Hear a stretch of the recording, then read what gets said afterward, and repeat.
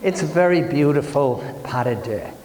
The minute Alan starts playing that introduction, the Tchaikovsky music takes all of us, the atmosphere, the molecules of the air that are passing sound, bouncing against each other from that beautiful instrument to our ears.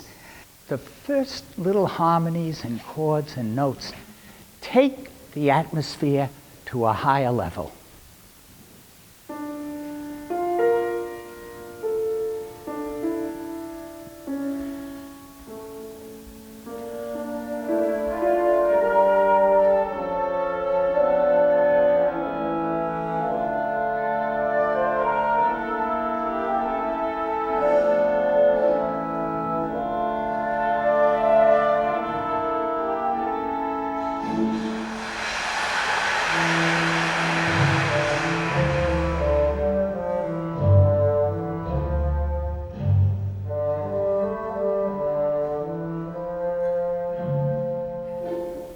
There's dance all over the world, and many different forms, and great ones. But there's only ballet. Of all the dances that human beings have invented, others jump in the air and come down. They don't worry about landing lightly without sound. Only ballet is the dance human beings invented to try to belong to the air, off the ground, out of the ordinary.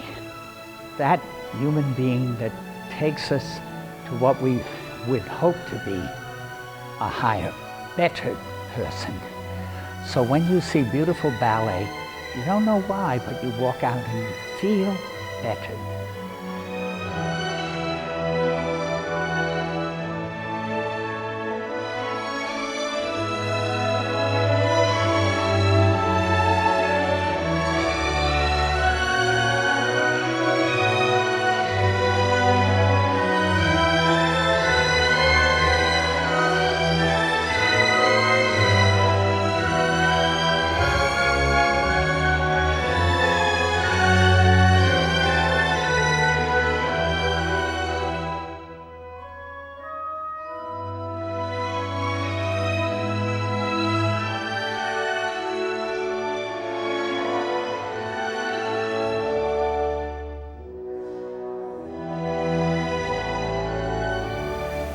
The one thing that I always am curious about is when a ballet is created, particularly by Balanchine, you go in the studio, he's creating Emeralds. Does it have a title?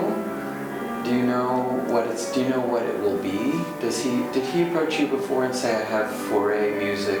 He actually had mentioned to me that he would do something with both Mimi and myself. Oh, so he had this. He had already an idea, absolutely. That was great for me. Yeah. I mean, it was great because I've known Violetta since I was 12. She was my older sister. Yes, in many ways. In many ways. Yes, that's and right. I was an only Me too. child. Only child too. So to have Violetta as my older sister, dancer, friend, and also to be in a ballet together that he was creating was unbelievable. When he started, he said, you know, I have a very nice piece of music, and you will appreciate it's French. Gabriel Fauré said, oh, how wonderful.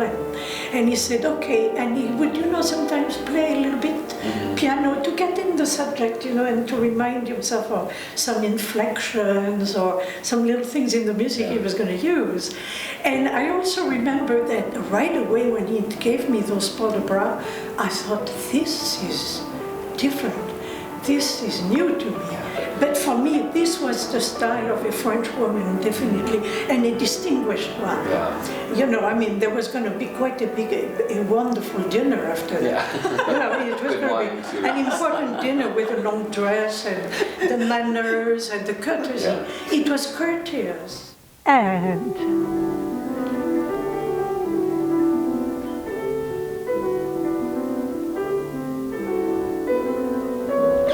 right.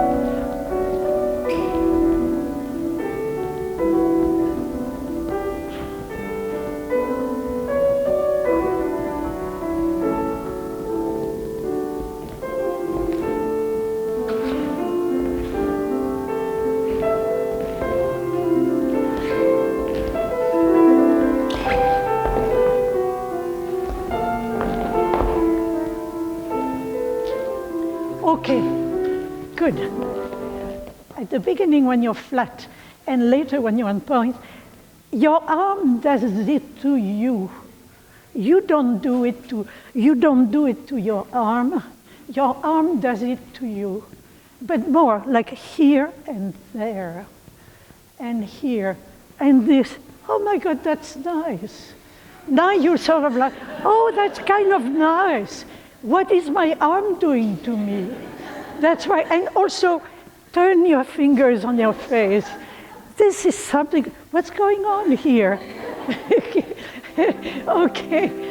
Probably the thing that stuck out to me most about working with Violetta is, I mean, she has so many wonderful things to share, but then afterwards she would say, be yourself. It sounds so cheesy, but it's something that you don't really hear often, and it seems like something Balanchine let his dancers do a lot. And then I feel like we're always trying to recreate, and I think you lose yourself in that a little bit as an artist and a dancer, and it was really refreshing to have someone hand that back to you and say, just be you. Mr. Balanchine was the first one to adapt to different dancers and to even change the choreography a little bit if need be, because he wanted the dancers to be comfortable. He wasn't after his choreography being lifeless, it was adaptable. The artists have to reach that point because you have a text, but nobody's going to recite it quite the same way. So they have different accents. And that's the freedom that Balanchine allowed us to have also, because he was incredibly at the service of the dancers' talents. He knew our numbers very well because he taught class a lot. And already in the class, with our reactions to the steps he gave us, which was sometimes really difficult and uncomfortable, he already knew about us, how we could accept or, deal and all these things. And if he gave us a step, he gave me a step once, which I loved, but I couldn't do it very well. And he said, I'll change it. I said, no, Mr. B, I'm going to work on it. It's a beauty. He said, no, dear, I have something. And the other step was equally beautiful. So I didn't protest anymore. I really felt working with Violetta, she had such an emphasis on, the character and the mood and really the artistry of the piece more than how high you were lifting your leg. Yes. I mean, it's really subtle, but it's kind of a love story in a way. But I feel like the music really spoke that to me too, with how sweeping it was, and I mean, it is really romantic. Yes. The running, the passionates of yes, no, yes, no, yes, in the end. Yes. That's very, very good. And then you have a completely different mood. How do you say apprivoisé, tamed? He has tamed you eventually.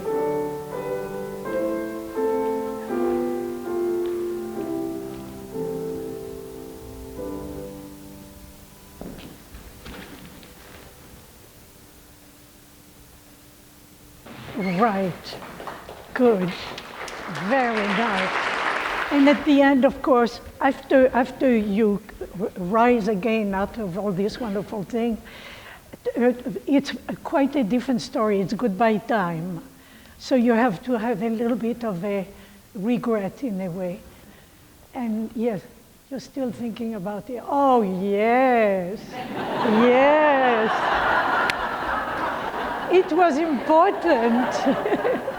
Okay. All right. We don't need to kill them any further. Something left for tomorrow's rehearsal, right? Also with Mimi, her symphony in C and your partner, the depth of sort of secrecy, depth of emotion, the mystery that you were able to bring to those things was absolutely like a spiritual situation. And I walked in, and I had never had the experience before of his saying to me, I'm going to play 2 pieces of music for you. Which one do you like? And this was for the variation. So he did play those 2 pieces for me, and I chose Sicilian because it was what I woke up to every morning on WQXR. Right, Oh my God, So that was their sort of theme song, right? And so I knew it so well that I didn't even think twice. I mean, for me, that was my fondest memory, was to actually be in the studio alone with him and collaborating for creation, because it was actually very easy. Mimi always said that our part in Emeralds was about like kind of walking in the forest and having like this very nice light always coming out from your chest. You know, the beginning of the pas de deux. It's like you're continuing walking and then you stop and you take a moment and then something calls you and you continue. It was kind of like a story, but you were more internal. It was just a little bit more subtle.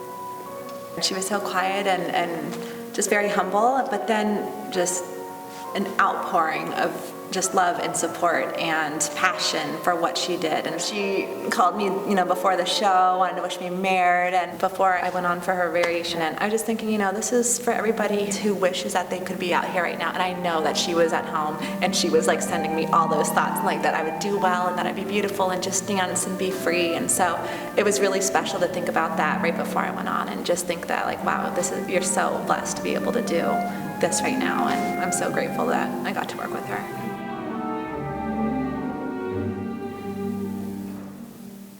When I found out that I was going to get to work with Edward Violetta, I was ecstatic.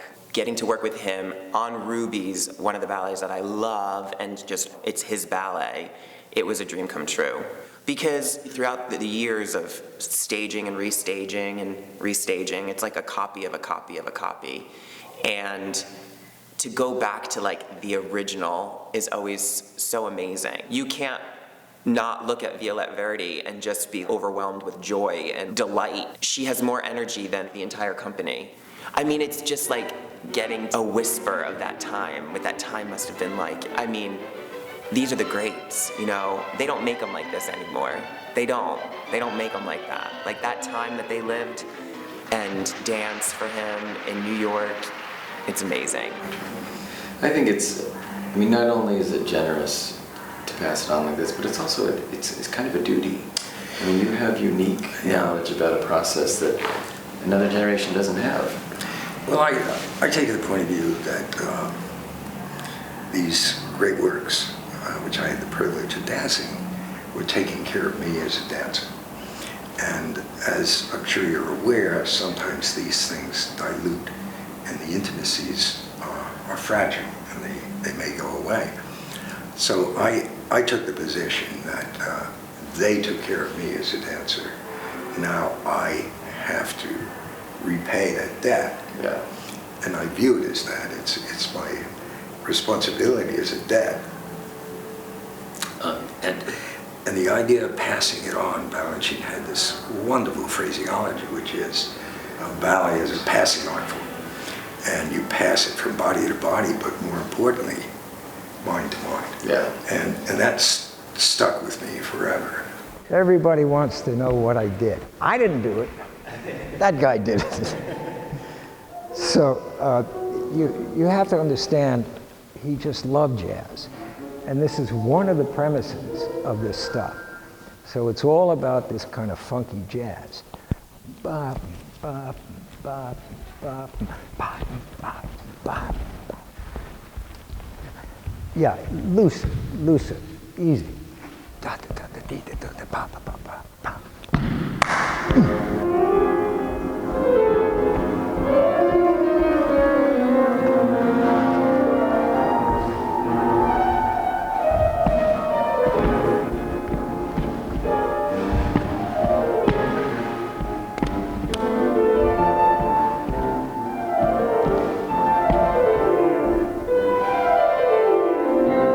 Conversation with her. It's a relationship with her. Okay, I'm done. Your turn. That's the premise. I'm done. See if you can do as good as I do. Yeah! Here we go. Yeah. Forward, forward. Forward. Forward.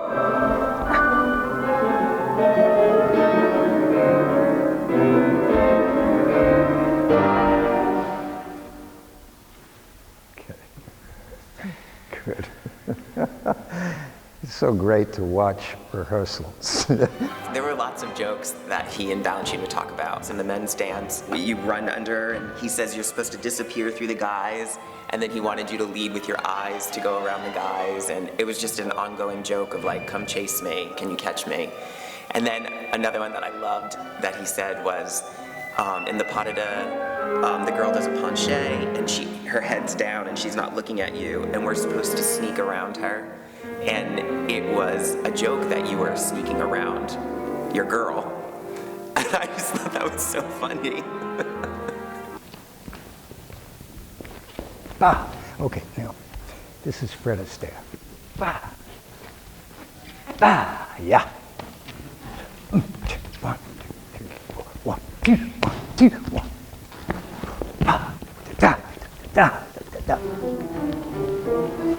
The knowledge that I learned from Edward and my performances felt so different, and I feel like they'll forever be changed.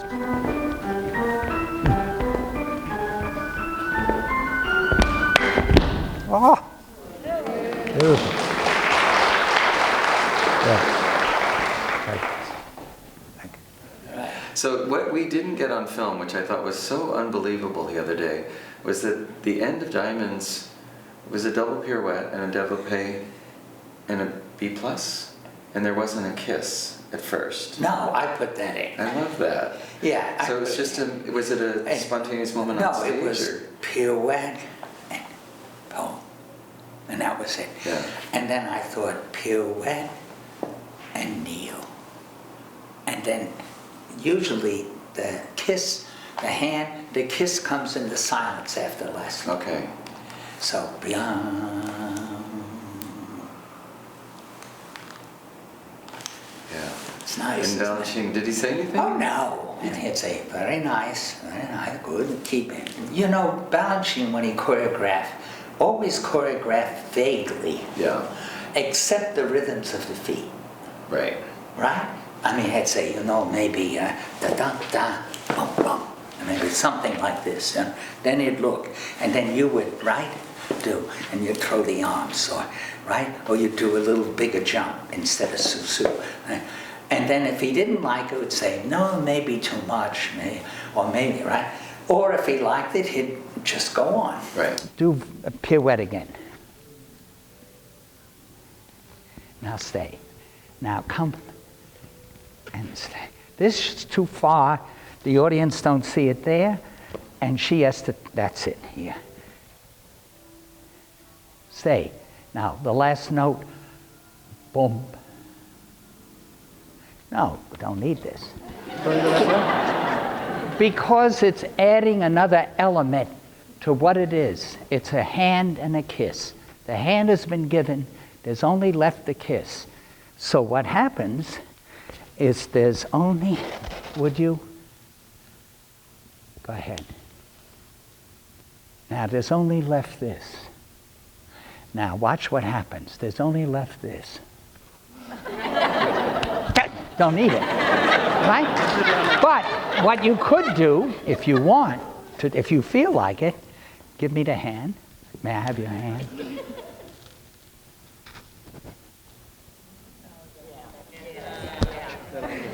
Right? Yeah. The first time I learned Diamonds was actually from Suzanne. She came to PMB, I think it was 2006 or 7, and I don't think I got to actually go on stage and do it, but I was in the studio the whole time she was there. And she had all this like information about, hands and diagonals, and it was great. And then throughout the years, I've worked with different people, and I've learned a little bit of different things every time I, revive the work. And then Jacques D'Amboise came this time around, and I was so glad to get a male perspective in the role, because we always work with the female. But then Jacques comes in, and our first rehearsal, he actually had Boal dance a lot of the times without me, which I so much think of what the dance, what the woman is doing. And then I got to step away and look at Boal not just partnering, but actually dancing. And I think that's what Jacques really emphasized, that nothing about Diamonds is about posing. Even though there's so many poses, he was like, you can't pose, you have to dance. So I just saw Diamonds in a whole new way this time because of Jacques. A pas de deux is always a pas de trois. The third person is the audience. I'm including you when I make this entrance. There's the curtain. And now, I don't come in looking at her. I come in so a man arrives and he waits and she comes.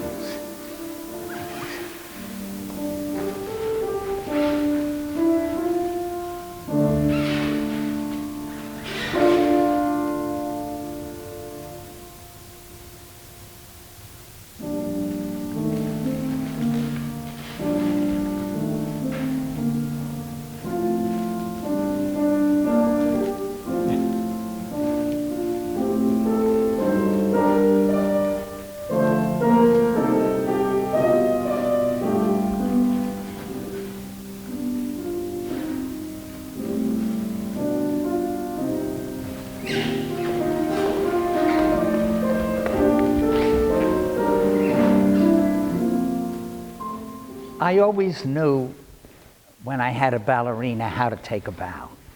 You bring her front.